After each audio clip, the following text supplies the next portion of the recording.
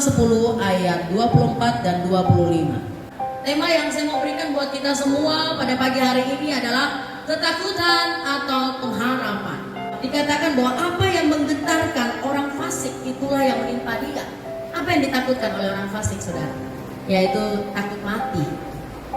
Jadi orang yang takut mati, takut dengan yang namanya kematian, berarti itulah yang dibilang kehidupannya masih fasik. Sebenarnya orang fasik dan orang benar persamaannya cuma satu, sama-sama tahu firman.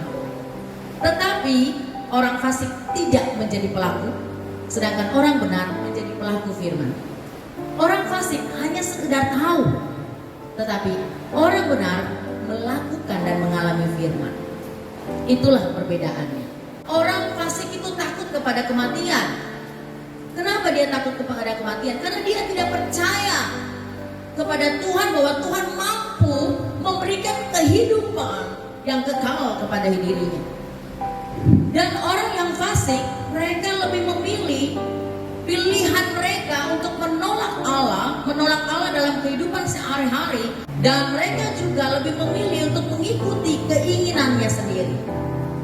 Itulah orang fasik, dia lebih memilih, dia udah tahu harus mengampuni, itu kata firman Tuhan, tapi tidak bisa. Dia lebih memilih sakit hatinya, kekecewaannya, kemarahannya daripada mengampuni. Padahal mengampuni itu adalah obat yang sangat mujara.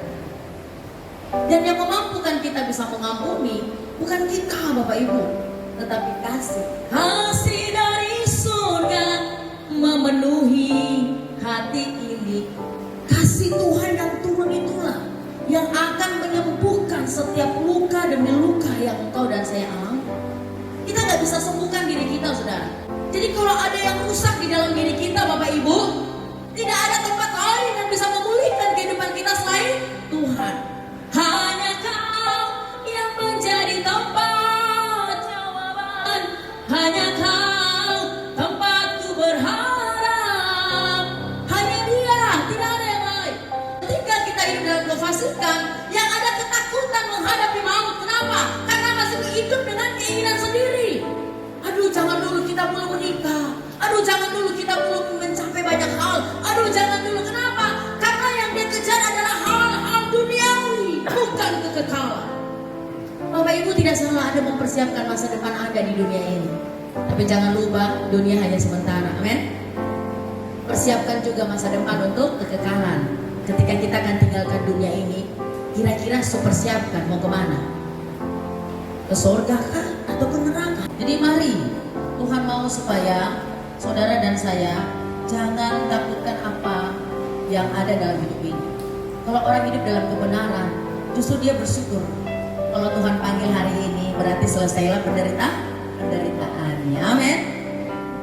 Saya juga nggak takut mati, saudara. Kapanpun Tuhan mau panggil saya, makanya selalu buat saya hari ini adalah hari terakhir.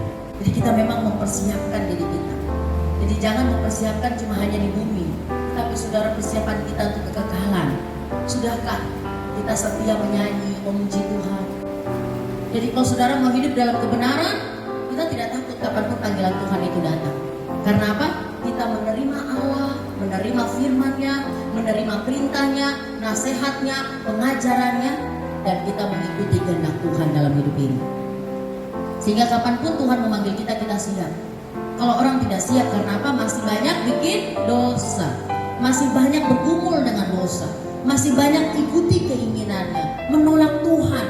Orang yang benar, dia selalu punya kerinduan mencari Tuhan. Jadi waktu kita takut dengan kematian, kematian itu yang akan mendekati Anda. Tapi ketika Anda takut dengan Tuhan, maka Tuhanlah yang akan mendekati Anda. Bila taufan melanda, lenyaplah orang fasik. Makanya mau tahu orang fasik biar dia rajin sambayang ya, rajin ikut kegiatan-kegiatan rohani. Tapi ketika ada bencana, ada masalah, ada pergumulan, wow, kelihatan sekali paniknya, ketakutannya. Lihat seperti murid-murid Tuhan Yesus ketika ada dalam perahu. Yesus ada dalam perahu, mereka ketakutan. Bahkan guru, bangun. Kamu tidak lihat air sudah masuk dalam perahu kita, badai dan ombak. Tapi Yesus bilang, kenapa kamu takut? Mereka lupa kalau Yesus itu adalah Tuhan. Dia bukan hanya sekedar guru. Berarti selama ini pengajarannya tidak masuk di dalam hati mereka. Makanya Yesus keluar dan Yesus katakan, hai badai, tenang. Saudara, pemimpin tidak melihat tapi Tuhan melihat. Ada bos di atas segala bos. Kalau kita takut akan Tuhan, kita tahu jangan bekerja karena dilihat sama pemimpin. Bekerjalah sekalipun tidak dilihat oleh siapapun. Karena ada Tuhan yang melihat. Ini orang yang hidup dalam kebenaran. Lihat, lakukan apa yang bisa kita lakukan. Jadi tidak perlu harus disuruh. Karena Tuhan mau kehidupan kita, karakter kita harus mencerminkan kehidupan Kristus. Jadi orang yang percaya menginginkan kehidupan yang kekal dan keselamatan dari Allah. Sedangkan orang yang fasik, mereka hanya menginginkan kehidupan di dunia ini dan melakukan apa yang dia mau. Jadi selalu takut mati, takut menghadapi kenyataan, tidak terima ketika kehilangan sesuatu, marah, kecewa dengan Tuhan. Kelihatan sekali ya. Pergi ke rumah duka lebih baik daripada pergi ke rumah pesta, karena di rumah duka lah kesudahan setiap manusia. Hendaknya orang yang hidup memperhatikan. Oke, saudara, hendaklah kita yang masih hidup ini perhatikan. Lebih baik ke rumah duka daripada ke rumah pesta. Saudara, karena orang kalau pergi di rumah pesta itu dia lupa segalanya, kan senang-senang.